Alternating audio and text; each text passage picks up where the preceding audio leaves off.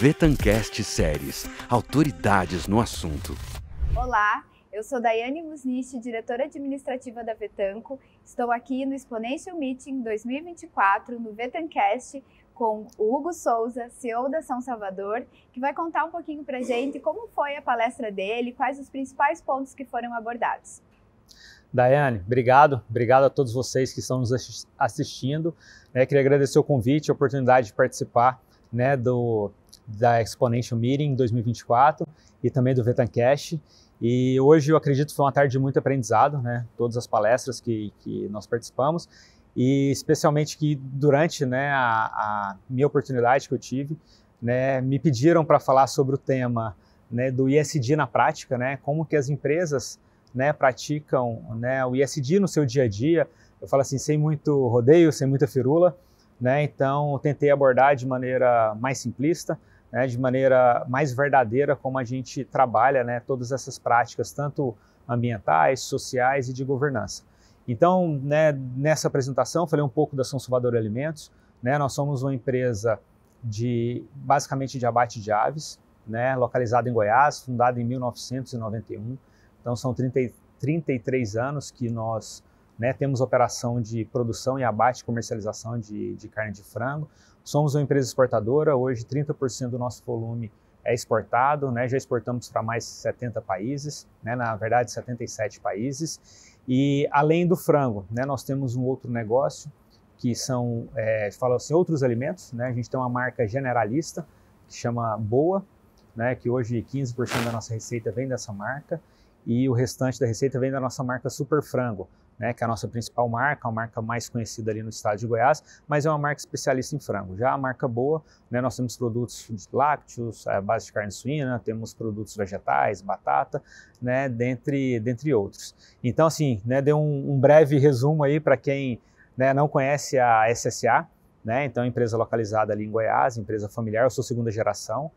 Hoje sou presidente executivo da empresa, CEO da empresa, já há 3 anos, e estou no negócio da família ali há 17 anos. E dentro do tema que foi pedido para falar sobre o ISD na prática, então, sobre a parte da sustentabilidade, eu falo assim, na parte ambiental, vamos falar assim, o Ezinho ali do ISD.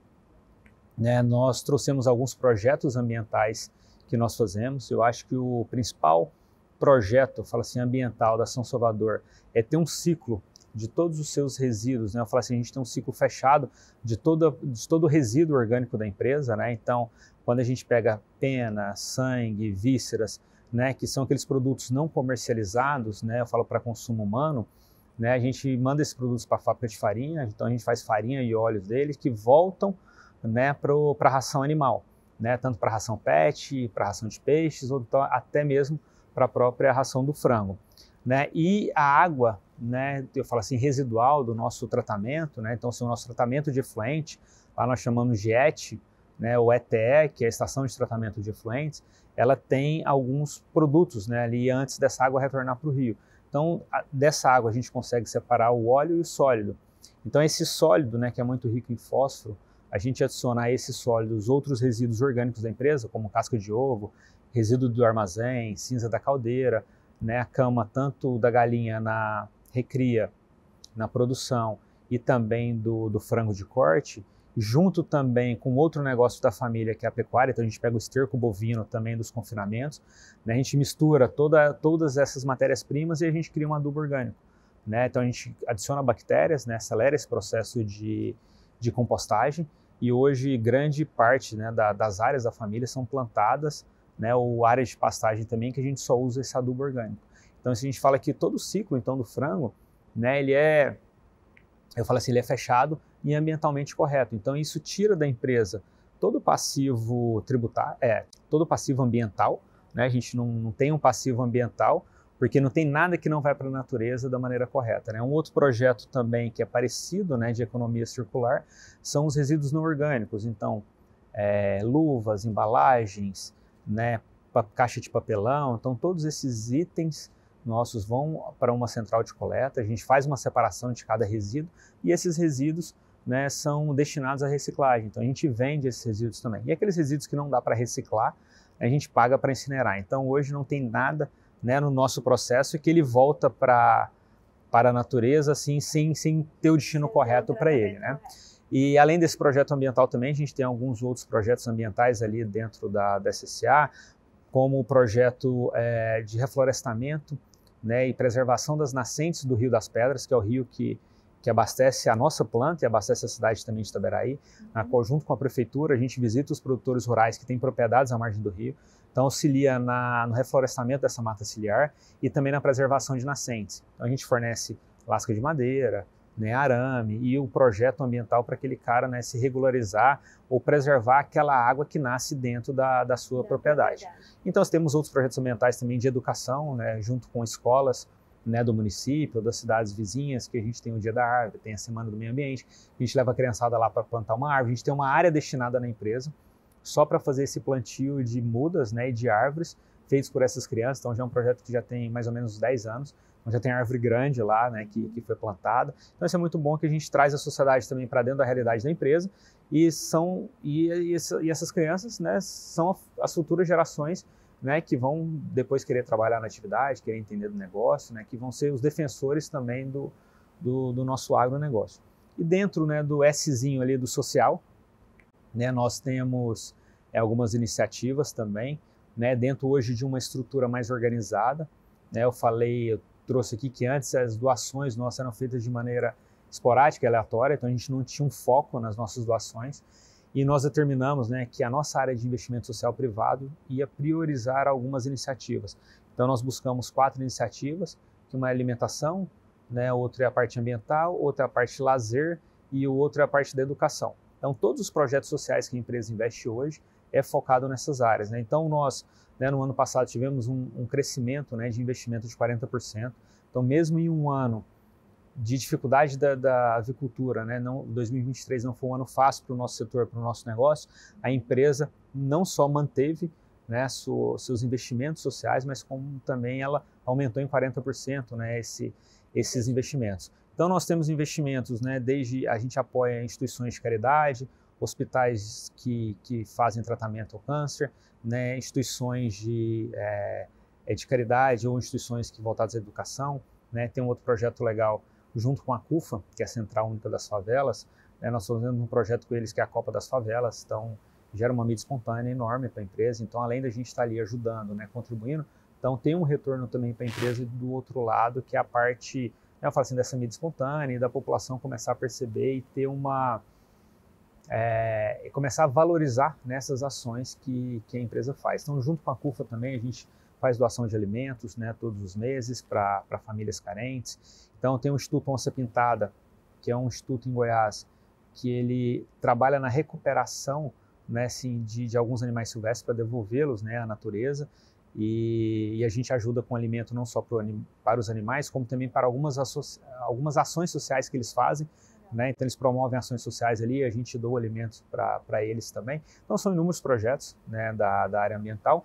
E finalizando a última sopinha de letra ali, né, do ESG, que é o G de governança, que eu entendo que é um dos pontos menos falados, né, dentro do ESG, mas eu acho que ele é um dos mais importantes, porque é ele que vai garantir a sobrevivência da empresa para que a empresa consiga fazer essas ações, tanto sociais quanto ambientais, né? Então, dentro da SSA, né, nós começamos um trabalho mais rigoroso em governança desde 2007, né, então trabalhando a governança da empresa, porque a gente fala que a governança ela tem três aspectos, ou um tripé, que é a parte da empresa, do patrimônio e da família, né? Então a gente trabalhou muito forte na empresa desde 2007, que começou com balanços auditados por a empresa Big Four, então hoje nosso balanço é auditado trimestralmente de acordo com os padrões, né, do novo mercado. Nós temos compliance já implementado na empresa e bem solidificado desde 2019, estamos adequando a empresa à LGPD desde 2021, né? Temos hoje um conselho de administração que ele é formado pela maioria dos membros independentes, então já de acordo com a regra do novo mercado. Temos um comitê de auditoria estatutário na empresa, formado por membros todos independentes. Então, assim, a empresa ela segue todas as normas de governança hoje de uma empresa listada, né? Então, apesar da São Salvador hoje ser uma empresa, nós somos uma SA de capital fechado, mas que ela segue os mesmos padrões das empresas listadas no Brasil, de acordo com a regra do novo mercado, que é o mais alto padrão de governança né, que as empresas no Brasil, né, exigem ou precisam, né, seguir. E, então, assim, já do lado aqui do patrimônio, né, da família, a gente fala, então, assim, a estrutura societária da empresa hoje ela é muito simples, né, e toda separada, eu falo da família, para evitar todas as contaminações que a gente sabe que existe entre família, né, e negócio.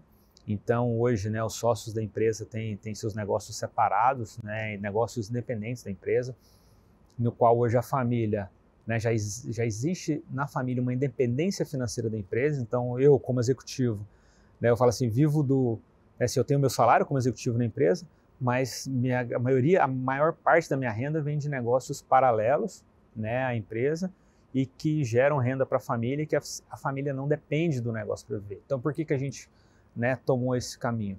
Porque se um dia, né, a empresa não conseguir gerar, né, renda suficiente para manter a família não vai sangrar a empresa para poder sobreviver. Então, muitas vezes a gente vê que isso, né, assim, empresas familiares principalmente, ela começa a se deteriorar quando a família depende muito da empresa para viver. Né? E por último, né, falando aqui né, desse tripé da governança, falar da família. Né? Então a nossa família buscou um trabalho de governança familiar desde 2011, então já tem alguns anos que a gente tem contato com o tema, que a gente fala sobre isso. E o principal, eu falo assim, a principal mensagem desse trabalho, o principal objetivo dele é mudar a nossa chave de herdeiro para sócio. Porque quando você acha que você é herdeiro, você acha que é dono, né? Ou então um neto, né? Às vezes o meu sobrinho ou minha filha vai falar assim, não, eu sou dona da empresa porque meu avô é o dono. Aí, na verdade, não, ela é sócia e vai ter vários outros sócios ali na empresa. Então a gente precisa, né, ter esse entendimento, esse discernimento, né, de que nós não somos donos de nada, né? Nós somos sócios de um negócio e somos uma família empresária que precisa manter esse negócio e que esse negócio precisa, né, prosperar, independente dos nossos desejos ou não, porque são, né, 8 mil pessoas que hoje dependem diretamente desse negócio. Então a gente tem um trabalho, né, de preparação da segunda geração, né, na qual eu faço parte. Né? Então hoje a segunda geração já está bem solidificada na empresa, então eu como executivo, eu tenho minhas irmãs no negócio também como executivas, mas o grande desafio nosso hoje é preparar a terceira geração. No nosso caso lá são 8 netos, né? Então são 8 membros na terceira geração, que a mais velha tem 16 para 17 anos, e o mais novinho está nascendo agora, no mês que vem. E, então, assim, como que esse novo bloco, né, de futuros acionistas, eles entram nessa empresa? Se é que eles vão entrar ou não como executivos, mas pelo menos se nós decidirmos que eles não seguirão um caminho, né, executivo na empresa, mas como nós formá-los para serem bons sócios. Prepará-los. Então a gente precisa prepará-los pelo menos para ser bons sócios. Então foi basicamente isso que nós trouxemos, né? Então tanto os temas, né, ambientais, né, que a empresa faz no dia a dia, práticas muito simples, né, tanto temas, né, os aspectos sociais e de governança da SSA. Muito obrigada. Para finalizar, queria fazer uma pergunta para as empresas que estão nos ouvindo e que gostariam então de iniciar o ESG, né? Então a gente vê que hoje já, como nós comentamos aqui durante a palestra, não é mais uma escolha, é quase uma necessidade para a maioria das organizações, né? Mas muitos ainda estão iniciando, engatinhando nisso e parece que é um projeto muito gigante, né? Então como que a gente poderia iniciar? Que dica você daria para as empresas que ainda precisam iniciar nessa área? Como elas poderiam fazer? Daiane, eu acho que primeiro tem que ter uma iniciativa, né, da empresa e da liderança. Então, assim, tem que vir, de fato, de cima para baixo. Né? Então, acho que tem que haver um alinhamento, né, entre a alta direção da empresa, né, com a base, com a operação da empresa, de falar assim, a empresa tem que tomar uma decisão, falar assim, eu quero. Né? Depois de falar assim, eu quero, tem que ter também uma disciplina de execução.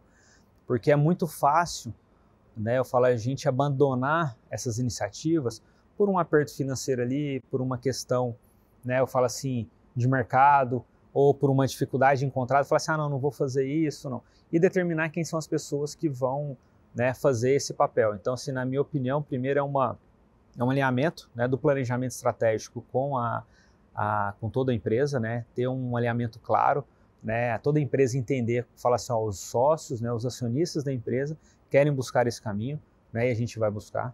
Né? Então, assim, e determinar também quem que vai tocar. A gente fala lá na empresa, né, quem vai ser o pai desse menino. Né? Então, tem que ter pessoas dedicadas para isso, né? De fato, não pode ser uma área única na empresa, um departamentozinho isolado. Não, ali é aquele pessoal ali que cuida de ESG. Na verdade, nós falamos lá na SSA que o ESG ele não é uma área, ele não é um departamento, ele é a empresa, né? Ele faz parte do nosso planejamento estratégico, ele tem que estar no DNA da empresa. Então, assim, ele não no nosso negócio, agora a gente fala de sanidade, não é uma área, né? Ele tem que estar em... Todo mundo tem que viver e respirar sanidade, todo mundo tem que viver e respirar nessa questão dos aspectos do ESG. Então, assim, e comece pequeno, né? Eu acho que assim, comece com pequenos projetos mais fáceis, né? Comece com a governança dos projetos, né? Eu falo assim, né? Tudo descrito, tudo, né? Eu falo documentado, até para que a gente consiga comprovação disso depois. Rastrear esse processo. Fazer um relatório em cima do que se porque criou. o nosso caso, nós começamos de maneira muito aleatória, assim, e sem muita documentação, né? E então não tinha como comprovar, né? Não tinha materialidade. Exato. Então, assim, precisa, né, de materialidade, criar esse espaço. Eu tenho certeza que vale muito a pena, né? A São Salvador começou nisso já há um tempo. E a gente, por mais que nós não sejamos uma empresa nacional, né, de grande porte ali no Brasil todo, uma empresa regional, tem plantas em 2 cidades, mas nós percebemos que dá para fazer diferença localmente. Então é isso que importa, né? Se a gente conseguir, fala assim, impactar uma pessoa, uma vida, já está ótimo. Já é né? suficiente. Então esse é o objetivo. Tá bom, muito obrigada. Eu agradeço então, Hugo, pela participação. Sem dúvida são aspectos muito interessantes que nós vamos levar aí como aprendizado. Tá bom? Muito obrigada. Obrigado. Então. Obrigado. Vetancast Séries, autoridades no assunto.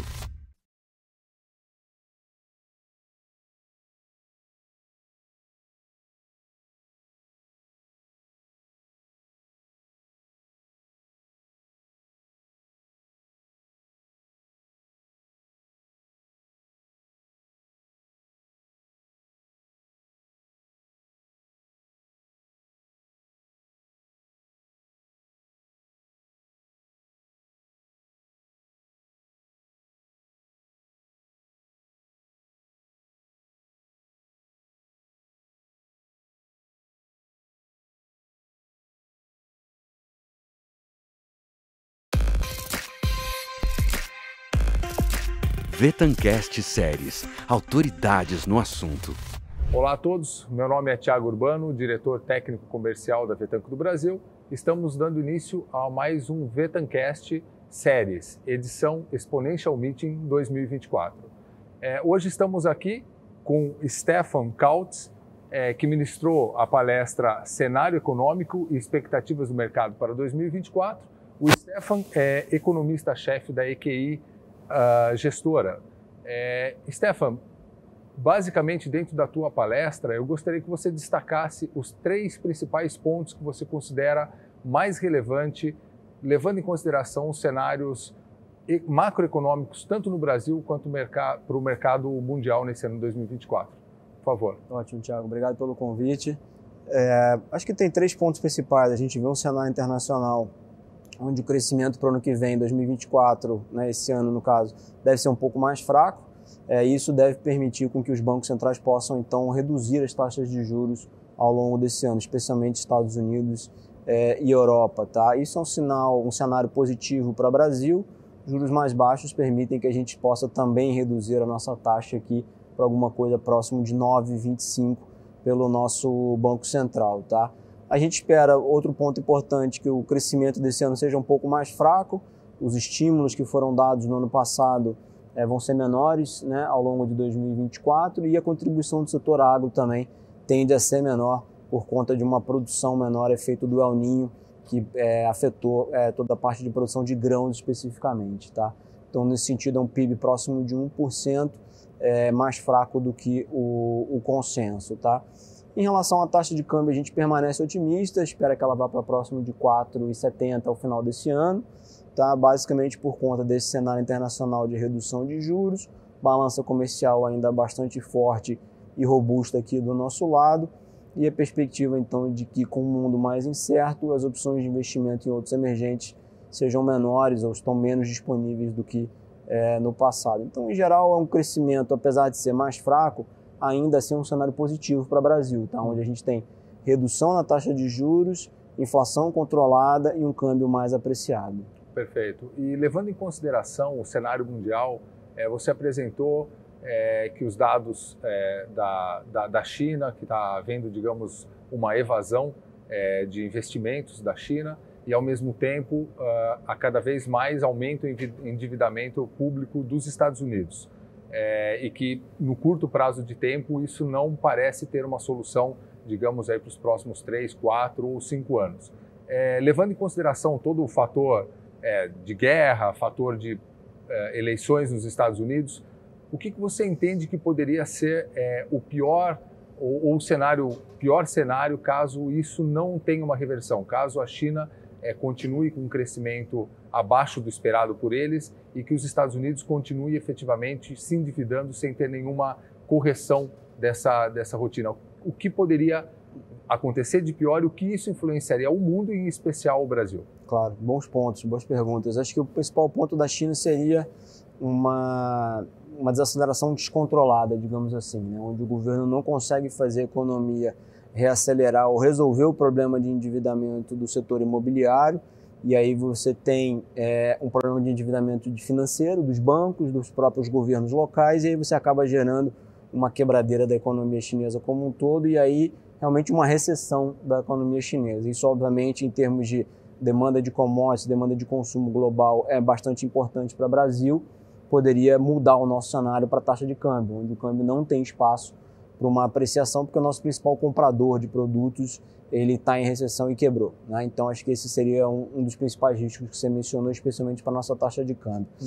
Nos Estados Unidos, aí acho que o efeito é o contrário. Se a gente vê o endividamento crescente, né, sem nenhum tipo de compensação, pelo menos que seja de médio prazo, aí o risco é de uma taxa de juros americana mais alta. E aí está falando de uma taxa de 5, 6, 7, 8% nos Estados Unidos, como é que a nossa pode ser 9%, né? E o resto do mundo como um todo reduzir juros. Então, a gente está falando que o nosso juros médio também seria mais alto, além até do que a gente está prevendo agora, o que provavelmente penitenciaria, né, afetaria para baixo o nosso crescimento. Então, acho que são dois riscos aí importantes que poderiam afetar ou a taxa de câmbio para cima ou nossos juros para cima com um crescimento mais fraco para a gente. Então, são temas sim para a gente monitorar na hora de definir e olhar o cenário prospectivo para o Brasil nos próximos anos. Perfeito. E como uma última pergunta, durante a sua apresentação você falou bastante sobre a reforma tributária, bem ou mal, com pontos positivos ou negativos. Qual a tua perspectiva de resultados imediatos que essa reforma tributária, acontecendo como está desenhada, vai trazer de benefícios ou de malefícios para o negócio brasileiro, em especial para o agronegócio? Tá, boa pergunta também. Acho que para o curto prazo, como a regulamentação da reforma tributária vai acontecer em 24, para esse ano o efeito é zero, provavelmente para o ano que vem também muito pequeno, né? Porém, à medida que você tem aprovadas as regras, né, esse ano e as tarifas que vão ser válidas, provavelmente em 25 a gente veja uma reaceleração do investimento nos setores que hoje estão parando o investimento pela dúvida, né, efetivamente, de como vai ser o resultado final dessa reforma, tá? Eu entendo que, como um todo, ela é muito positiva na realocação, né, dos investimentos no Brasil ao longo dos próximos anos. Isso deve aumentar a produtividade, reduzir o custo de produção no Brasil e impulsionar o nosso crescimento de médio prazo, né? Ou seja, a gente depende muito que a produtividade suba para que o nosso crescimento potencial ao longo do tempo também cresça e continue crescendo ao longo do tempo. E acho que o setor agro pode se beneficiar muito disso, porque à medida que a gente tem uma economia mais vigorosa, que cresce mais, aumenta obviamente também o nível de consumo como um todo e acaba gerando uma inserção no comércio global ainda maior e mais diversificada. Então a gente pode levar ao setor agro a dar um passo adicional, que além de exportar o produto básico, ele talvez começar a fazer a industrialização desse produto domesticamente aqui na economia brasileira e exportar produtos de valor agregado mais alto ao longo dos próximos anos. Perfeito, ótimo. Bom, novamente, agradeço imensamente a sua participação, excelente palestra, disponibilidade de estar conosco. Muito boa. Thiago, muito obrigado pelo convite, sucesso para vocês na Vetanco. Perfeito, agradeço. E em nome da Vetanco, agradeço a todos os ouvintes pela participação e encerramos aqui mais uma edição do Vetancast Séries. Obrigado. Vetancast Séries, autoridades no assunto.